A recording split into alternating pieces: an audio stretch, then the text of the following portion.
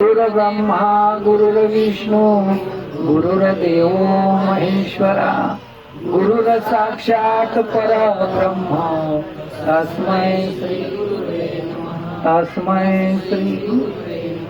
म्हणून जाणतेने गुरु भजिचे तेने कृतकार्य होईचे जैसे मूळ सिंचने सहजे शाखा पल्लव संतोष. आज या ठिकाणी सर्व आगरकर मळ्यातील मामा मामी रामभाऊ सगळे सर्व साधक आमचे पुंड महाराज प्रवीणजी इथले सर्व साधक आणि आमचे अतिथी आप्पा महाराज रोखले गव्हाणे महाराज या ठिकाणी उपस्थित झाले. अचानक हा कार्यक्रम काल परवा मामांनी आखला. म्हणले नाही आपल्याला काहीतरी करायचंय तर गुरुपौर्णिमा किंवा व्यास पौर्णिमा म्हणून आज आपण छोटीशी आणि महान अशी पूजा या ठिकाणी केली. ही व्यासदेवांची पूजा आहे, व्यासपीठाची पूजा आहे, कोणत्या माणसाची नाही, आणि तत्वाची पूजा आहे. म्हणून जे व्यास आहेत ते ज्या श्रीराम प्रभूंनी श्रीरामचंद्रांनी जे अंकुश राजा होते त्याच्यानंतर दशरथ राजा होते त्यांची सर्व वंशावळ अंकुश राजापासून ही सर्व वशिष्ठांचं पूजन या ठिकाणी चालू होतं आणि ह्या परंपरेनुसार हे या ठिकाणी ही व्यास पौर्णिमा आहे. कलेने वाढत जाते म्हणून तिला व्यास पौर्णिमा म्हणतात, त्याला गुरुपौर्णिमा सुद्धा म्हणतात. आणि त्या दिवशी त्या सद्गुरूचं ज्या तत्वाचं आपण स्मरण करणार आहे त्या देहरूपी ज्या पंचमहाभूताचं शरीर तुम्हाला आम्हाला दिलं आणि त्याचं महत्व आणि ते तत्व समजून घेण्यासाठी हा दिवस असो. म्हणून आज आमच्या या देहाची सडक्या मडक्या नाशिवंत देहाची तुम्ही पूजा केली, आनंद वाटला, परंतु त्याची पूजाच होत नाही. पहिला मुद्दा हे तत्वाची पूजा करायची आपल्याला. एक तत्व आणि तत्व ते ओळखून घ्यायचंय.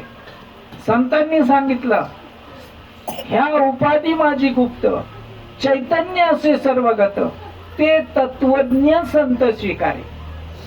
ते तत्व महत्वाचं आहे आणि ह्या तत्वानुसार जे तुम्हाला आम्हाला आपल्याला बाबांनी दिलं, ब्रह्मलीन सच्चिदानंद श्रीपाद बाबा, ब्रह्मलीन सच्चिदानंद रामदास बाबा, ब्रह्मलीन सच्चिदानंद नारायण बाबा, ब्रह्मलीन सच्चिदानंद वैराग्यभूषण स्वयंप्रकाशानंद बाबा यांच्या कृपेने आणि आज आमच्या या दिंडीचे अध्यक्ष गव्हाणे महाराज आणि आप्पा सचिव हे सुद्धा या ठिकाणी हजर आहे की दिंडीमध्ये इतका या मंडळीने आनंद लुटला काय त्याची विचारायची सोय नाही. शेवटी थोडस त्या पावसानी आणि ह्या असं गुरगाट हे बारीक येणे थोडासा त्रास दिला, परंतु या महात्म्यांनी चांगला त्रास घेतलेला आहे. आप्पा आहेत, आमचे सर्व साधक मंडळी आहेत, इथले सर्व साधक सिद्ध रामभाऊ. आता सगळ्यांचं वर्णन म्हणजे आपल्याच माणसाचं आपलं वर्णन करू नये, परंतु त्रास घेतला त्यांनी भरपूर, परंतु ते म्हणते बाबाने आपलं काही नाव घेतलं नाही. पण असो, म्हणून या ठिकाणी आपली थोडीशी सेवा जास्त वेळ बी झालेला आहे आणि म्हणून मंगल चरणातील ओवी घेतलेली आहे. जाणतेने गुरु भजिचे तेने कृत कार्य होईचे जैसे मूळ सिंचने सहजे शाखा पल्लव संतोष. बाबा सांगायचे जाणणाऱ्यानेच गुरु करावा, गुरु करावा बळकट, त्याचं धरावं मनघट, प्रश्न करावे दोन, मी कोण आणि देव कोण, याची जर ओळख करून देणारा असेल तर तो खरा गुरु आहे. गु म्हणजे गुह्य, रु म्हणजे प्रकाश, अंधकाराकडून प्रकाशाकडे घेऊन जाणारा असतो त्याला गुरु म्हणतात. म्हणून सद्गुरु सत वस्तूची ओळख करून देतात. सच्चित आनंद स्वरूप आहे अशी जो ओळख करून देतो तो गुरु आहे. सच्चिदानंद स्वरूपाची जो ओळख करून देतो त्याला गुरु म्हणतात. ओम नमो जयद्या वेद प्रतिपाद्या जय जय सुसंवेद्या आत्मरूपा देवा तूची गणेशू. त्यांनी सांगितलं ओंकार स्वरूपातून जो बीजापासून आपल्याला जो जो सांगणारा असेल, आपल्या स्वरूपाची ओळख करून देणारा असेल, तोच गुरु असतो. गुरु म्हणजे देह नाही, गुरु हे तत्व आहे. ठीक आहे, तुम्ही ते मान वाढवला, तो बी फुगला आणि त्या ठिकाणी त्याला वाटलं आपण गुरु झालो, पण आपण या देहापासून आपण वेगळे आहोत. म्हणून जाणणारा पाहिजे. इथं जाणणाऱ्यांनीच गुरु भजावा. म्हणून त्यांनी सांगितलं, वर दृष्टांत सांगितले, जैसे मूळ सिंचने सहजे शाखा पडलो संतोष. जसं मुळाला पाणी घातलं की फांद्या फुलं टवटवीत राहतात, तसं जिथं तुटलंय त्या ठिकाणी आपल्याला जोडून घ्यायचं. मग तुटलं काय की मी कोण आहे, मी आलो कुठून आणि मला करायचं काय आणि जायचंय कुठं, हे 3 प्रश्न आपण विचारावा. सद्गुरूला शरण जावं आणि सद्गुरूला शरण जाऊन त्यांनी आपलं स्वरूप जाणून घ्या. थोडक्यामध्ये आता जर बोलायचं म्हटलं तर आपल्याला फार पण शॉर्टकट स्वीट करायचं आपल्याला. म्हणून यामध्ये सांगण्याचा मुद्दा एवढाच आहे की जो बाबांनी तुम्हाला आम्हाला जे गुह्य ज्ञानगुण गम्य ज्ञानदेवा लादले निवृत्तीने दिदले माझ्या हाती, जे गुह्य ज्ञान निवृत्ती दादाने माऊलीला दिलेलं आहे, तेच गुह्य ज्ञान तुमच्या आमच्यापर्यंत बाबांनी आणले. आणि ते गुह्य ज्ञान जसं सावत्यांनी केलं आम्हाला. सावता महाराजांनी कुठे देवाला गेले नाहीत, पंढरपूरला गेले नाहीत, परंतु आमची माळियाची जात शेत लावू बागायत आम्हा हाती मोठ नाडा पाणी जात विठूच्या आम्हाला. आणि काय फुलत तर जाई जुई फुलत, शांती जाई जुई काय प्रतीक आहे. म्हणून सांगण्याचा मुद्दा एवढाच आहे की आपल्याला चिंतन करायचं. जसं सावता बाबांचं तुम्हाला आता अनुभव हे जे अभंग मांडला सावत यांनी केला मला, आहे का नाही. त्या ठिकाणी सावता महाराजांनी काय सांगितलं, ही माळियाची जात, जात म्हणजे माळी नाही, ही माळियाची जात शेत लावू बागायत. कोणतं शेत केलं, हे क्षेत्र आणि क्षेत्रज्ञ, हे बागायत क्षेत्र आहे. हे 3.5 एकराचं क्षेत्र आहे. बाबा म्हणा किती एकराचं, 3.5 एकराचं. हे 3.5 हाताचं शरीर आहे ना, हे क्षेत्रज्ञ. आणि हे शेत केलं, काय केलं, जशी भुरकाट जमीन असावा, खडकारा असावा, त्याच्यात दसकटा असावा, त्याच्यात बऱ्याच येड्या बाबळा असावा, आणि मग ते जी शिपिनी आणि त्याने उकरून काढून जमीन चांगली सुपीक केली जाते. आणि जमीन सुपीक केल्यानंतर चांगल्या पाळ्या वगैरे दगड दसकट याचल्यानंतर मग ती पेरणी होत असते जमीन सुपीक. तशी आपल्याला जे सावता बाबांनी सांगितलं, बाबांनो हा मळा आहे. कोणता मळा, ज्याला त्याला 3.5 एकराचा जो दिलेला आहे त्याला मळा म्हणायचा. हा मळा 3.5 एकराचा मळा, हा स्थूल देहरूपी मळा, हा तत्वरूपी मळा, याच्यामध्ये आपल्याला पीक घ्यायचंय, याच्यामध्ये आपल्याला पिकवायचंय. काय पिकवायचं त्यांनी सांगितलं की आमची माळियाची जात शेत लावू बागायत, बागायत करायचं. बागायत केल्यानंतर किती उत्पन्न निघल, ऊसाचं निघल आणि बागायत पिकं जे असतील त्याचं उत्पन्न निघल, म्हणजे पैसे आपल्याला मिळतील, धन मिळल. तसं या शेतरूपी बागायतामध्ये जर आपण भक्ती केली, नामचिंतन केलं, तर ही जमीन उकरून निघल, सगळी उकरायची. आता नामचिंतनाला बसल्यानंतर आनंद होतो का नाही, ही जमीन मग भुसभुशीत होते, ही जमीन लवचिक होते, ही जमीन मग त्याच्यामध्ये कोणतंही बीज पेरा ते उगणार. मग हे नामरूपी बीज पेरावं लागतं. म्हणून पहिला आहे तो अनुग्रह आहे आणि दुसरा आहे बीज म्हणजे प्रबोध आहे. म्हणून या ठिकाणी आपल्याला सांगायचंय, या सावता बाबांचा अभंग घेऊनच सहज बघितला आणि हा अभंग काय सुंदर आहे. मग त्यांनी सांगितलं, ज्या वेळेस तुम्ही असं चिंतन करता, आता इथं तुम्हाला चिंतन करायचंय, जे बाबांनी तुम्हाला आम्हाला दिलेला आहे, अनुग्रहाचा असेल, कोणाला प्रबोधाचा असेल, त्यांनी त्याचं चिंतन करावं आणि आपला आत्मा अनुभव घ्यावा. म्हणून जाणायचंय. जाणणं काय असतं? हे जे शरीर दिलंय हे स्थूल देह आहे, हा पंचमहाभूताचा आहे. पंचमहाभूत आपले नाहीत हे आपण आपल्या डोक्यात ठेवायचं. ही जमीन सांगतोय, क्षेत्र सांगतोय. जसं आपल्याला बाबा सांगायचे की तुमच्या डोळ्याने रूपाचं ज्ञान होतं, कानाने शब्दाचं ज्ञान होतं, नाकाने सुगंध दुर्गंधाचं ज्ञान होतं, जिभेने रसनेचं ज्ञान होतं आणि त्वचेने मृदू कठीणाचं ज्ञान. मग ज्ञान होतं. कोणाला होतं? मनात होतं. आणि मनातून डोळ्याद्वारे हे दृश्याचं ज्ञान होतं आणि हे त्रिपुटी तयार होते. आणि ह्यातून आपल्याला जे रूपाचं ज्ञान होतं ते डोळ्यानेच होतं ना. आता शरीराचं चाललाय विषय. कोणालाही होतं, येड्याला होतं आणि शाण्यालाही होतं. रूपाचं ज्ञान कोणाला होत नाही? सगळं होतं. पण आरूपाचं ज्ञान कोणालाच होत नाही. जे डोळ्याने नाही दिसत त्याचं ज्ञान होणारच नाही. जसं तुम्हाला म्हटलं हे जे शरीर चाले हे शरीर कोणाचे असत? ते कोण बोलवितो हरिविन, देखवी ऐकवी एक नारायण, तयाचे भजन चुकूच नका. कशावर चाललेलं आहे? हे श्वासावर चालले. आणि ह्या गाड्या कशावर चालल्या? बाबा म्हणायचे यांच्या इथे आहे आता हवा भरायची पेट्रोल मारा, ते सगळ्या कशावर चालल्या? हवेवर चालल्या. आणि हवा काढून घेतल्या गाड्या चालतील का? इंधन आहे, पेट्रोल आहे, डिझेल आहे किंवा काय असेल ते, परंतु ती गाडी चालणार नाही. श्वास महत्वाचा आहे. मग अतिशय महत्वाचं काय आहे याच्यात? सगळ्यांना वाटत जाणायचं जाणायचं. काय जाणायचं? काय ज्ञान करून घ्यायचं? मी कोण आहे, मला करायचं काय, मला जायचंय कुठं, मी मरणार आहे का न मरणार आहे, हा विचार आपल्याला एवढाच करायचा. मी मरणार आहे का न, मी अजन्म आहे, मी न मरणार आहे, माझं स्वरूप काय आहे. आणि हे जे दिसतंय ते सर्व वृत्ती ज्ञान आहे, दुसरं कोणतंच ज्ञान नाही.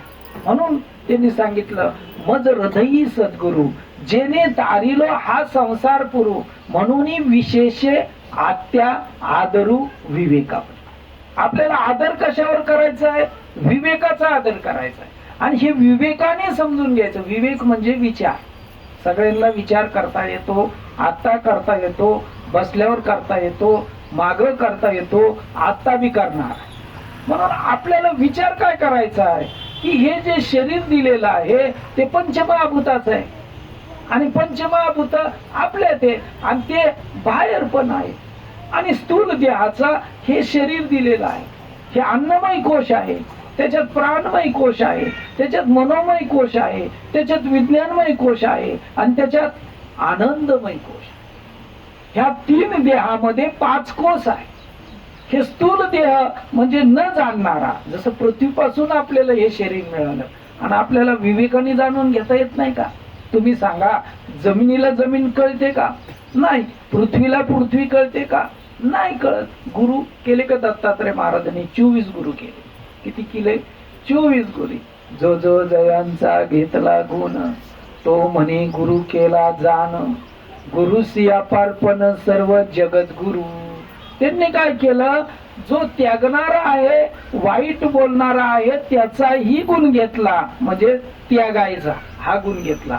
आणि जो चांगला आहे त्याचाही गुण घेतला, म्हणजे चांगला गुण घेता येतो आणि वाईट गुण सुद्धा त्यागता येतो, म्हणजे दोन्ही गुरु आहे. म्हणून जसं हे शरीर आहे, माझा विषय तुमच्या लक्षात आला. विवेकाचा वापर टेस्टेड कसं वापरायचं. आता जमिनीला जमीन कळत नाही. जमीन म्हणजे पृथ्वी. पृथ्वी ही कशी आहे? जड आहे आणि तिला कळत नाही. आणि तिला कळत नाही, ती अचेतन आहे. आणि तुम्हाला कळत, तुम्ही चेतन. आणि दुसरं त्याच्यात पाणी जल आहे आणि त्या पाण्याला पाणी कळतं का? हे चंद्रभागेला चंद्रभागा कळते का? गंगेला गंगा कळते का? आपल्याला कळते. म्हणजे हे जगमध्ये पाणी आहे आणि तो जल सुद्धा जलाला कळत नाही. त्याच्यानंतर त्याच्यावरती हवा आहे किंवा त्याच्यावरती तेज आहे. तेज म्हणजे त्याच्या ठिकाणी तेजस्वीपणा, अग्नी आहे, उष्णता आहे.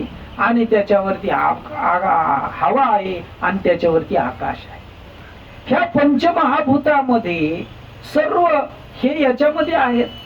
मग तुम्ही मला सांगा, आकाशाला कळतं? आकाशाच्या पोटात आपण सर्व आहोत. आकाशाला आकाश कळत नाही, हवेला हवा कळत नाही. एका मिनिटामध्ये 15 वेळा, 24 तासात 21,600 वेळा याला तुकडे हे फिरतय, फसा फसा फसा फसा फसा चाललंय ना हवा. ती हवा कोण हलवतो? आणि ती निर्गुणावर आहे का सगुणावर आहे? ती कोण हलवतो? ते म्हणतो मी हलवतो. आपण नाही हलवत, कारण ती हवा दिसती का हो?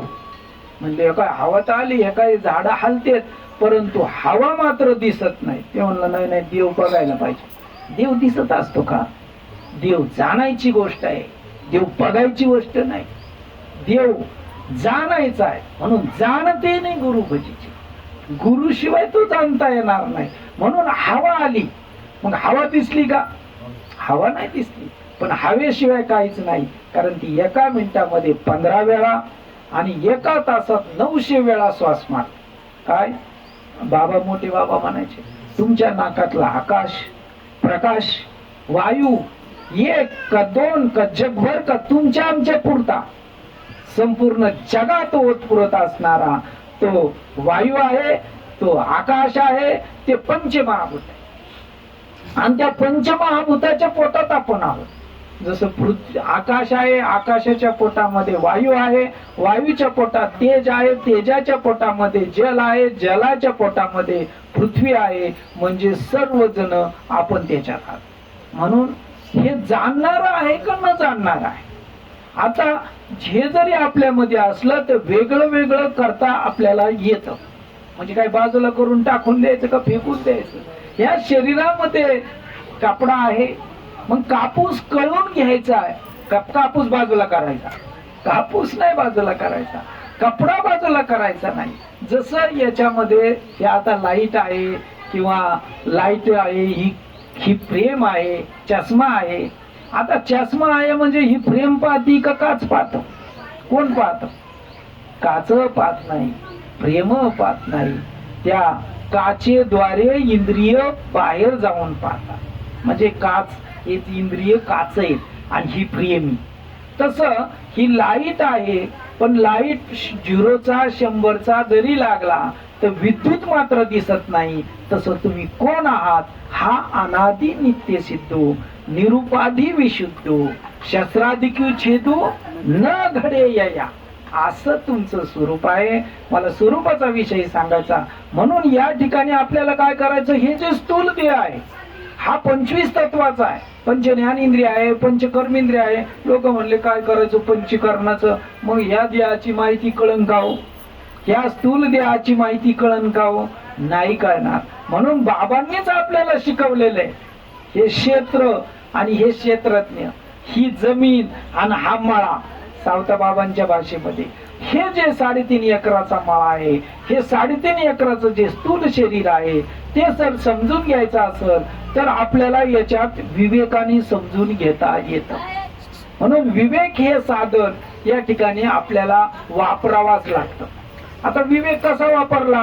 हे पंचमहाभूताचं शरीर आहे, हे तुमचं आहे का? नाही. पृथ्वीला पृथ्वी कळत नाही, पाण्याला पाणी कळत नाही, हवेला हवा कळत नाही, आकाशाला आकाश कळत नाही, पण तुम्हाला कळत ना.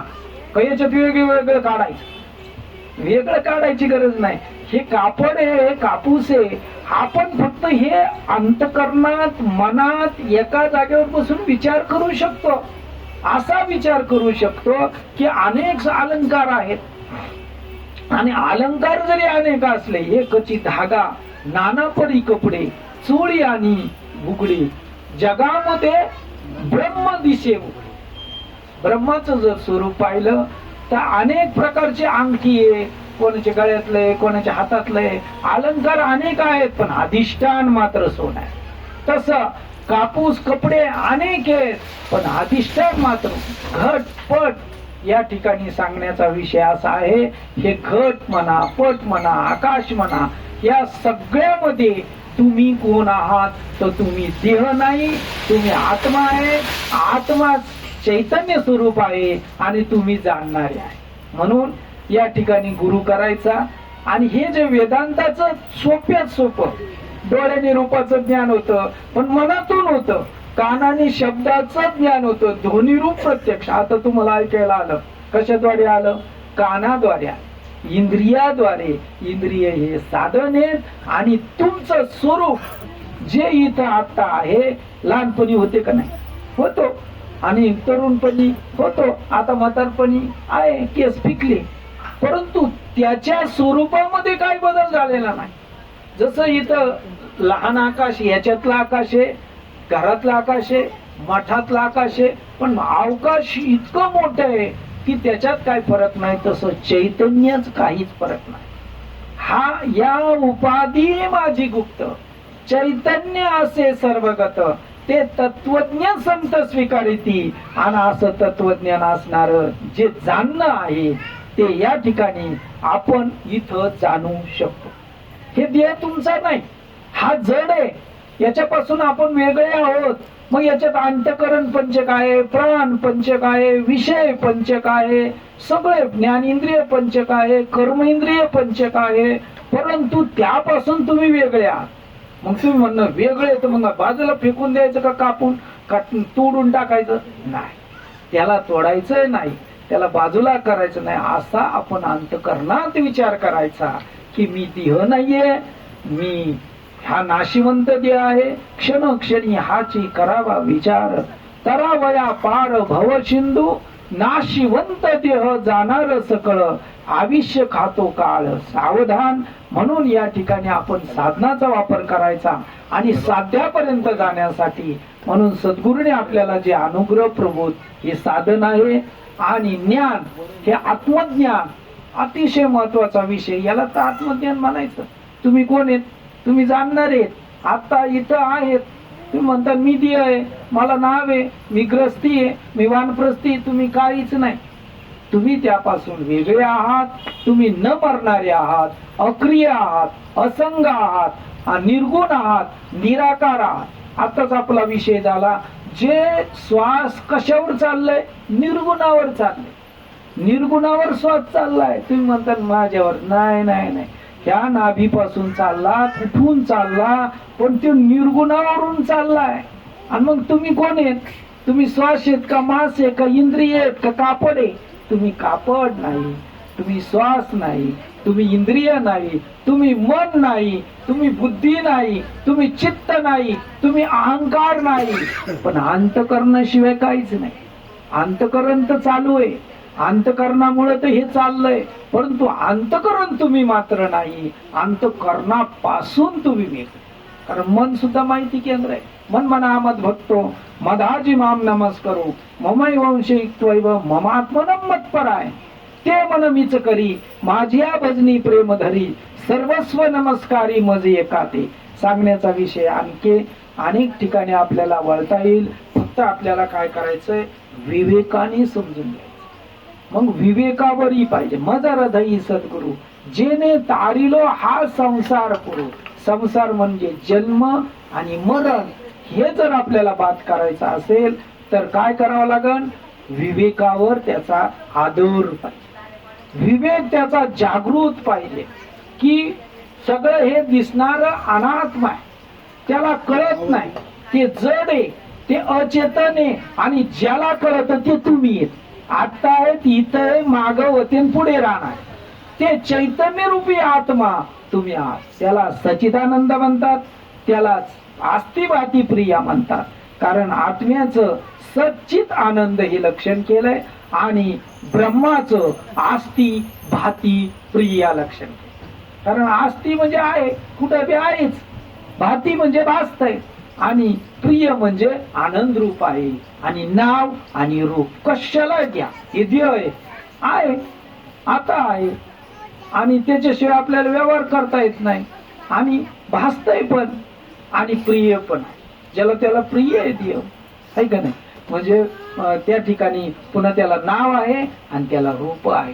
हे प्रत्येकाच्या या ब्रह्मांडामध्ये, अखल ब्रह्मांडामध्ये, पिंड ब्रह्मांडामध्ये, हे पिंड आहे आणि हे संपूर्ण ब्रह्मांड आहे. म्हणून याच्यामध्ये आपल्याला विचार करता येतो. की मी कोण आहे. आपल्याला बारीक आपल्या अंतकरणातच आपल्याला विचार करायचा आहे, विवेकाने विचार करायचा आहे. दिसणारं घर जड आहे, घराला कळत नाही. घराला कलर दिला त्याला आनंद वाटत नाही, आपल्याला आनंद होतो. घरात पोकळी आहे, घरात हे मातीपासून बनलेलं आहे, मातीची वीट बनली, वीट पक्की झाली, मग ती विटावर वीट थर दिला, घर झालं. हे घर कोणाचे, हा देह कोणाचा, आत्मा राम त्याचा तोची जाणी, मी तू हा विचार विवेके शोधावा, गोविंदा माधवा याच दे. मला सांगायचं विवेक, म्हणून आपल्याला विवेक करता येतो आणि विवेक करावा. कोणत्याही गोष्टीचा अविवेक नको. आणि ज्यावेळेस अंतकरणामध्ये मल, विक्षेप आणि आवरण हे 3 दोष असतात, ह्या तिन्ही दोषाचं जर निवारण करायचं असेल तर आपल्याकडं साधन हे महत्वाचं आहे.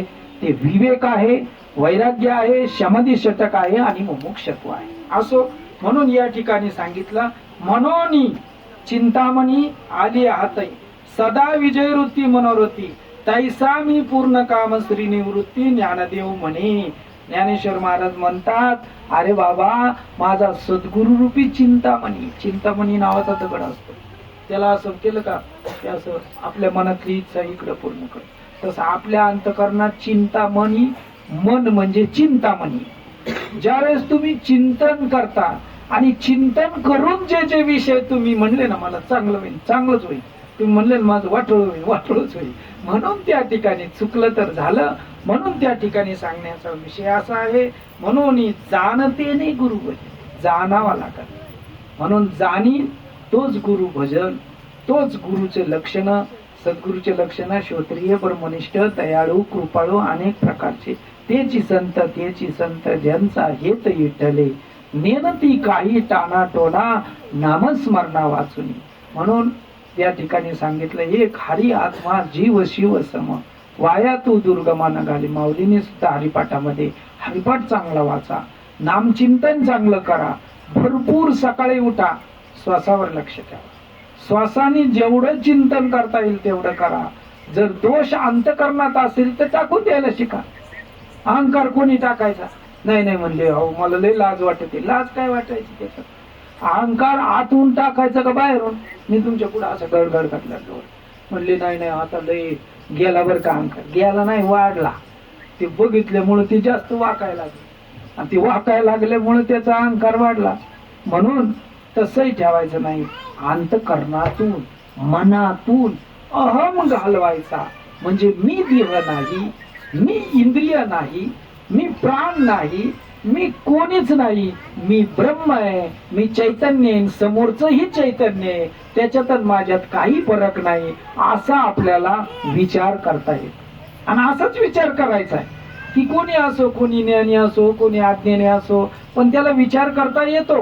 म्हणून हा विचार करायचा आहे की हे श्रोत्र आहे, हे कान आहेत, हे डोळे आहेत, हे नाक आहे, हे जीभ आहे. हे जरी पंचज्ञानेंद्रिय असले, एका एकाने जर ते दिसत असलं, कानाने डोळ्याचं काम नाही होणार, रूपाचं काम नाही होणार, आणि डोळ्याने शब्दाला कळणार नाही, नाकाने काय रूप कळणार नाही. म्हणजे हे ज्याचं त्याचं, ज्या त्या इंद्रियाचं ते कार्य आहे, ते कर्म आहे, आणि त्याच्यापासून आपण निश्चित वेगळे आहोत. आपण जाणणारे आहोत, आत्ता आहोत, इथं आहोत, आणि ताबडतोब. म्हणजे तुम्ही कोण? मग तुम्ही कोणीच नाही. तुम्ही आत्ता इथं जाणणारे निर्गुण आहात. तुम्ही चेतन आहात. तुम्ही कोण आहात? तुम्ही ब्रह्म आहात. तुम्ही कोण आहात? आत्मा आहात. आणि आत्मा रडत नाही, आत्मा जळत नाही, त्याला नाक नाही, त्याला डोळे नाही, त्याला कान नाही, त्याला शब्द स्पर्श रूप रस गंध नाही, आणि ते तुमचं स्वरूप आहे. आणि त्या स्वरूपाची ओळख होय ना. आणि किती सांगितलं तरी आज काय म्हणतात मी देव तिकडं, मी इकडं. तो हा विठ्ठल बरोबा, तो हा माधव बरोबा असो. म्हणून त्या ठिकाणी सांगण्याचा मुद्दा आहे, जे जे तुम्हाला आम्हाला बाबांनी दिलेलं तत्वज्ञान आहे, ते तत्वज्ञान म्हणजे ते अनुग्रहाचं चिंतन आपण आता करा आणि ते करीत राहा. तुम्हाला आत्मा अनुभव आल्याशिवाय राहणार नाही.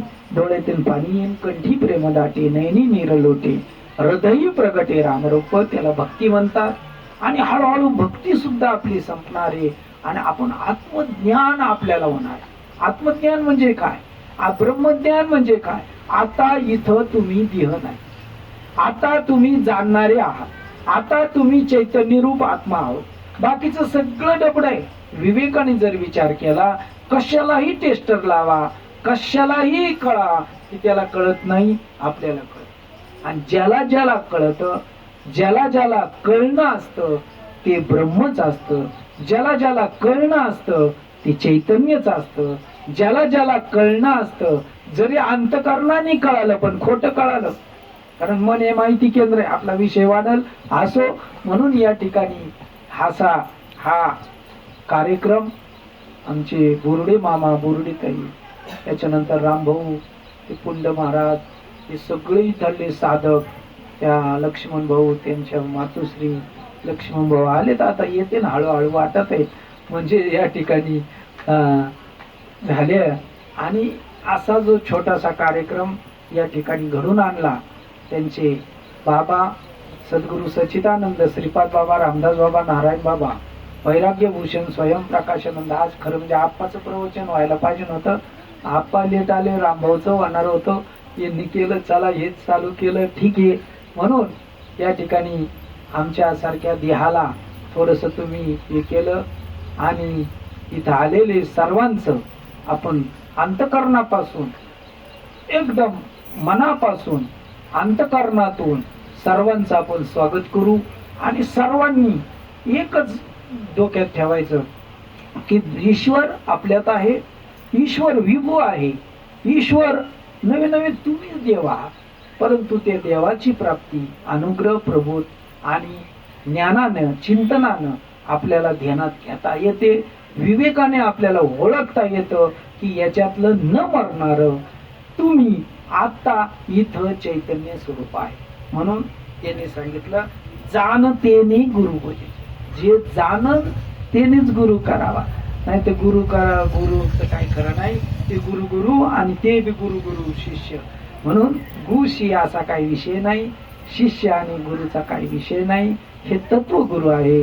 तुम्ही आणि आपण वेगळे नाहीत, बाबा आपण वेगळे नाहीत, फक्त तत्व समजून घ्यायचं. म्हणून माऊली महावैष्णव ज्ञानेश्वर महाराज म्हणतात, म्हणून जाणतेने गुरु भजीचे, तेने कृत कार्य होईचे. मन कृत कृत्य कधी होतं? ज्याने जाणला, ज्याने आता मी न मरणार आहे, आता मी इथं स्त्री नाही, पुरुष नाही, मी आत्मा आहे, मी ब्रह्म आहे, मी कुठंच मी चैतन्य रूप आत्मा आहे, असं जाणणं अतिशय महत्वाचं आहे. जसं त्यांनी सांगितलं, मुळाला पाणी घातलं तर फांद्या फुलं टवटवीत राहतात, तसं तुम्ही जाणा, इथं आत्मस्वरूपात त्या ठिकाणी राहा आणि आपण ओळखून घ्या. आणि म्हणून त्यांनी दृष्टांत हा झाडाचा, हा रोपाचा असा दृष्टांत सांगितला. जसं ठिबक सिंचन जर केलं टिक्का तसं ही भक्तिरूपी ठिबक चालू ठेवा. म्हणजे आपण त्या स्वरूपापर्यंत निश्चित पोहोचू. आणि तिथपर्यंतच पोहोचायचं आपल्याला. कीर्तन, प्रवचन हे बी आले पाहिजे, परंतु त्याचा विषय नाही. तुम्ही आत्मस्वरूप बसा, एकांतात बसा, विचार करा, चिंतन करा, ऑटोमॅटिक तुम्हाला देणार.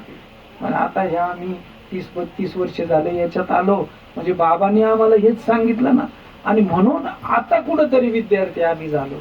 म्हणून आम्हाला वाटायला लागलं की हा विषय जसाची तसा सर्वसामान्यापर्यंत जावा. म्हणून बाबांनी आम्हाला हा दौंडी देण्याचा, पोस्ट मास्टर, मी काही कोणाचा गुरु नाही आणि शिष्य नाही, परंतु बाबाचा या ठिकाणी निरोप या ठिकाणी जसाची तसा देण्याचा प्रयत्न केलेला आहे. जे सत्य असेल ते माझ्या सद्गुरूंचं आहे. आणि माझे जे दोष रूपी गेलेला असेल ते साळुंकी मंजुळा बोलत असे वाणी, शिकविता धनी वेगळाचे. म्हणून याला शिकवणारा वेगळाचे. आणि ते आपण ओळखा म्हणून सांगतात. आणि ओळखता येतं, प्रत्येकाला येतं. मला नावे, मला गावे, मला जाते, याला काही नाही, ते तुम्ही येत. आणि त्याच स्वरूप ते ओळखून घेणं हे अतिशय महत्वाचं आहे. म्हणून बघा बरं का, तुमचा वेळ झाला, आपला पाऊण तास जवळजवळ होऊन गेलाय, आहे की नाही? पाऊण तास. म्हणून पुढच्या कार्यक्रम आता सर्वांना फराळाचं करायचंय. मामांनी सर्वांची सोय केली.